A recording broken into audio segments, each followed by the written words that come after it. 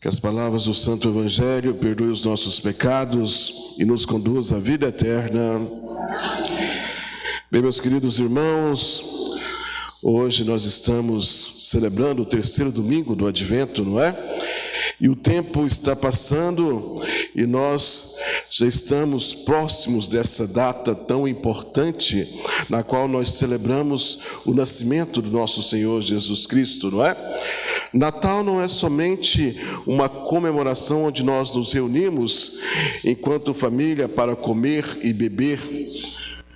O Natal é muito mais do que isso, não é? O Natal é essa grande experiência onde Deus nos amou tanto que enviou para assumir a nossa humanidade o seu próprio Filho.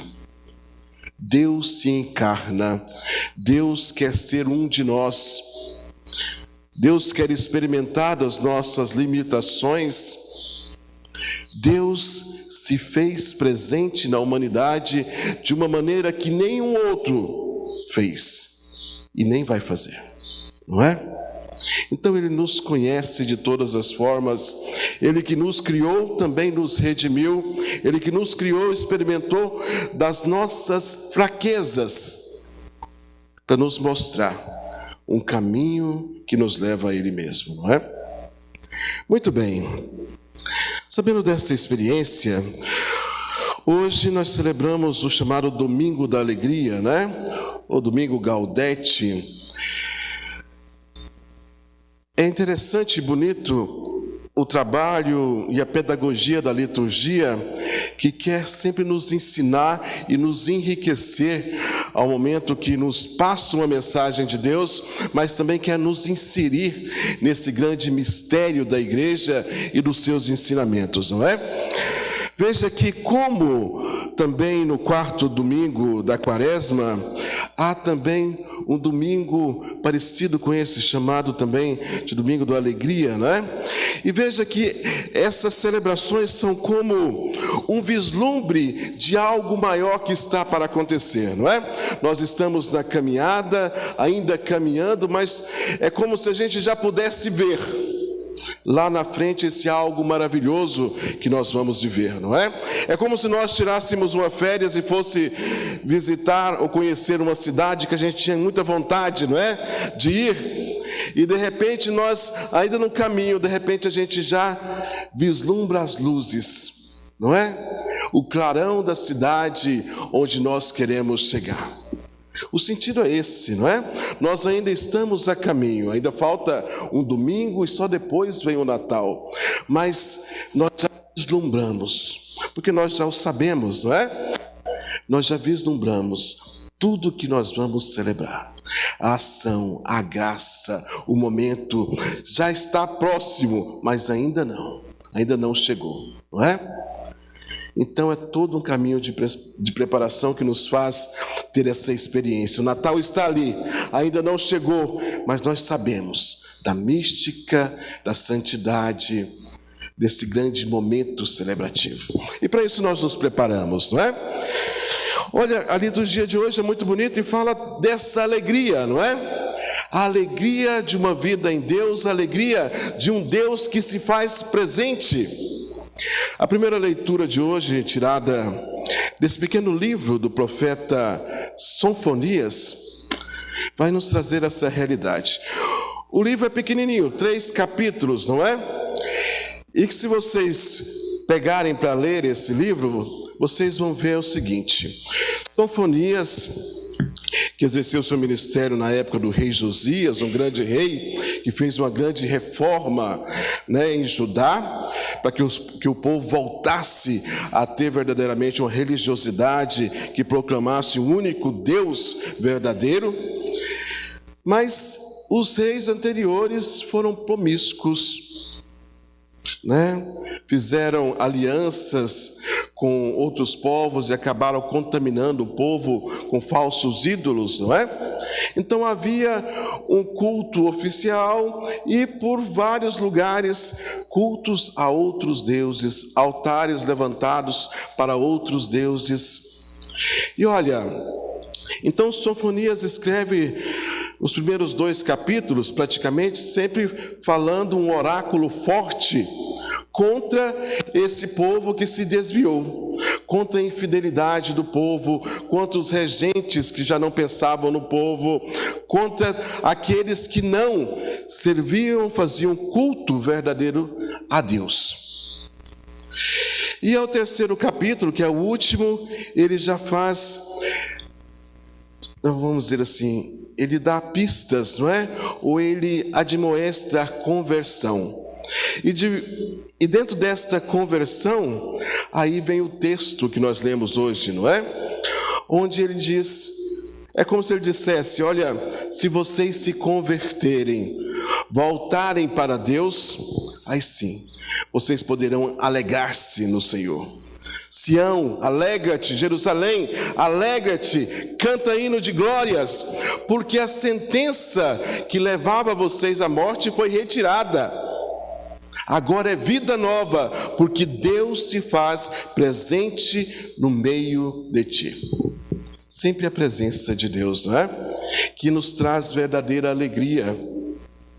A verdadeira alegria é a presença de Deus na nossa vida. Às vezes, uma coisa tão simples parece complicada e difícil, porque a gente falar de alegria muitas vezes nos remete a momentos eufóricos da nossa vida e não uma felicidade ou uma alegria verdadeira que permeia toda a nossa existência, mesmo nos momentos em que passamos por dificuldade. A verdadeira alegria é essa. A verdadeira felicidade é aquela que não finda nem acaba com os momentos de dor, mas aquela que faz com que a gente passe por esses momentos de cabeça erguida, de pé diante dos problemas. E essa verdadeira alegria, essa verdadeira felicidade, só Deus pode nos dar. Só Deus. Porque por vezes nós vemos tantas pessoas experimentando de falsas alegrias que trazem por algum momento euforia, certo bem-estar, mas são coisas passageiras, não é? Não traz uma verdadeira felicidade. Tem coisas que são importantes, outras nem tantos, mas só uma coisa é verdadeiramente essencial e necessária: Deus na nossa vida. Se a gente fosse fazer um certo resumo do que é alegria e felicidade, nós poderíamos dizer que a alegria é a paz de estarmos na realidade daquilo que a gente ama. A paz de estar na realidade daquilo que a gente ama.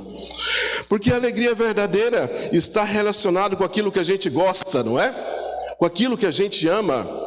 A gente não é alegre, não é feliz diante de coisas que a gente não gosta. Vocês percebem isso? Isso é intuitivo, não é? Então a gente só é verdadeiramente feliz diante daquilo que a gente ama. Aí a gente tem que pensar na onde nós estamos colocando o nosso amor, o nosso querer, a nossa vontade, aquilo que a gente gosta.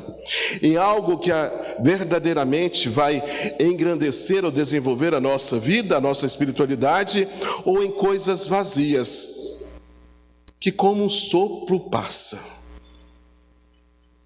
Estamos felizes e de repente aquilo já passou, não é? Segunda leitura de hoje nos traz o trecho da carta de São Paulo aos Filipenses, e de novo vem o tema da alegria, né? Alegrai-vos sempre no Senhor. Olha, esse trecho que nós lemos é bacana e é bonito porque, não sei se vocês perceberam, mas São Paulo diz àquela comunidade: olha, confiai no Senhor e na sua presença, porque mesmo diante das inquietações, vocês terão paz. E mesmo diante das inquietações, vocês podem pedir e suplicar a Deus, mas sempre com ação de graça. Ou seja, vocês podem suplicar diante da dor, da dificuldade, mas não se esqueçam de agradecer a presença de Deus, agradecer sua bondade, Porque por vezes nós só suplicamos, né? Senhor, me ajude, o Senhor faça isso por mim, o Senhor me dê isso, o Senhor me dê aquilo, o Senhor me ajude a passar por isso, por aquilo, e nós não agradecemos pela presença que Ele já tem constante na nossa vida, e quantos não foram os problemas que nós já passamos, e Ele esteve conosco, e nos ajudou a superar tudo isso. Às vezes a gente esquece todo o passado, não é? Da presença de Deus, da ajuda de Deus, e lembramos somente das inquietações, e aí suplicamos a Ele mais uma graça, como se Ele já não tivesse feito tanto por nós na nossa vida pregressa. E Ele ainda vai dizer, não é, São Paulo? Olha, a paz de Deus que supera todo entendimento guardará o vosso coração. A paz de Deus é essa felicidade plena, não é? Que eu disse que mesmo diante da dificuldade, da dor e do sofrimento, nos dá mansidão de coração, nos dá sabedoria, discernimento para superar, para ultrapassar as dificuldades, a dor. É essa paz que o nosso entendimento, às vezes a nossa inteligência não consegue compreender, mas é uma paz que mesmo o mundo desabando, a gente consegue ainda perceber a presença de Deus, o amor de Deus. Isso não é fácil, não é? Porque por vezes a dor e o sofrimento, quando nos aflige, a gente esquece de todo o resto, não é? E aquilo por vezes nos sucumbe e a gente por vezes não consegue sair dessas realidades. Mas é hora da gente pedir a Deus, não é? A sabedoria, essa alegria, para a gente perceber a sua presença, que nos deixa verdadeiramente alegres, não é? Sabe, nas nossas percepções do mundo, vocês podem ver, às vezes e por vezes e tantas vezes, nós encontramos pessoas que na sua simplicidade, às vezes não tem nada, ou tem muito pouco, não é? Mas são pessoas felizes. Quantas vezes na minha caminhada eu já fui em casas, encontrei pessoas que viviam numa humildade, do pouco, do básico para sobreviver, do quase nada, mas tinham uma alegria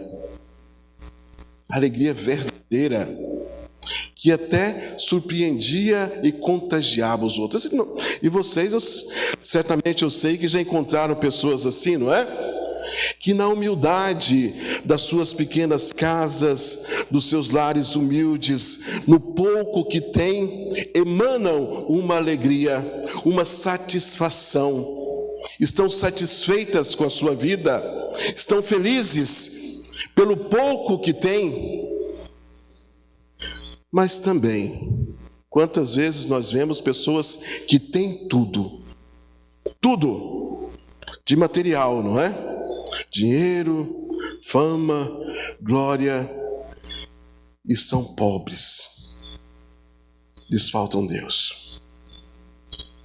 Sua vida é só sofrimento, dor e tristeza.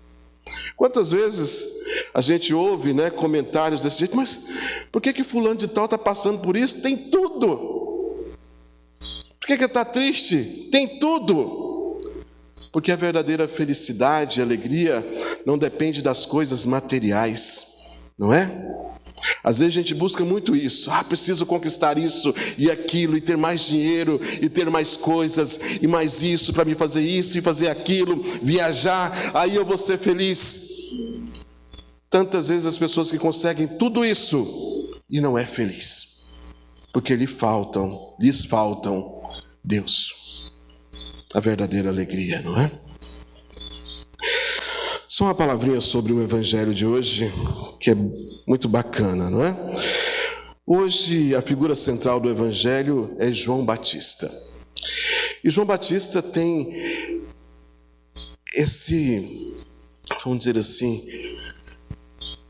essa importância na história da salvação, porque Ele é quem prepara os caminhos do Senhor, nele também se realizam as profecias do Antigo Testamento. Como diz Jesus, ele é a figura do Elias que precisava vir. Sabe que os estudiosos da época,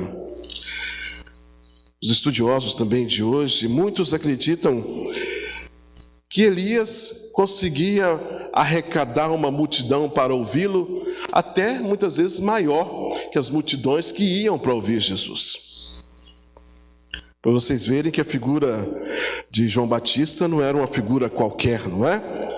Ele incomodava os reis. Herodes se sentia incomodado com as palavras de João Batista, não é? Ao ponto de chegar ao fim e acabar até matando-o, não é? Mas veja que não era qualquer um João Batista. Tinha uma grande relevância. Os povos iam até ele, ouviam suas palavras que eram duras e mudavam de vida, se emendavam. E veja que queriam fazer dele o Messias, não é? Mas apesar de tudo isso, da sua grandeza, do alcance da sua voz, da sua fama, ele se faz tão pequeno, não é? Olha, eu vos batizo com água, mas virá aquele que é maior do que eu não sou digno de amarrar as suas sandálias. Né?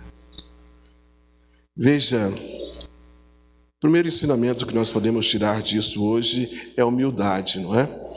Que às vezes nos falta diante do que nós fazemos ou dos nossos trabalhos, do poder que temos, falta essa humildade de reconhecer que por muitas vezes eu preciso diminuir para que Ele cresça, não é? Eu preciso diminuir para que Deus cresça, não somente na minha vida, mas na vida do outro. Sabe que um trecho do texto, um pouquinho antes da leitura que nós fizemos hoje, tem um pequeno discurso de João Batista, não é? E ele era bastante firme. Veja que nas palavras dele, ele vai dizer assim: raça de víboras, vocês querem fugir da ira de Deus, não é que ele está falando? Vocês dizem por aí, antes dai frutos, mas vocês querem dizer que vocês são filhos do pai Abraão. Sabe que o sentido disso é o seguinte, não é?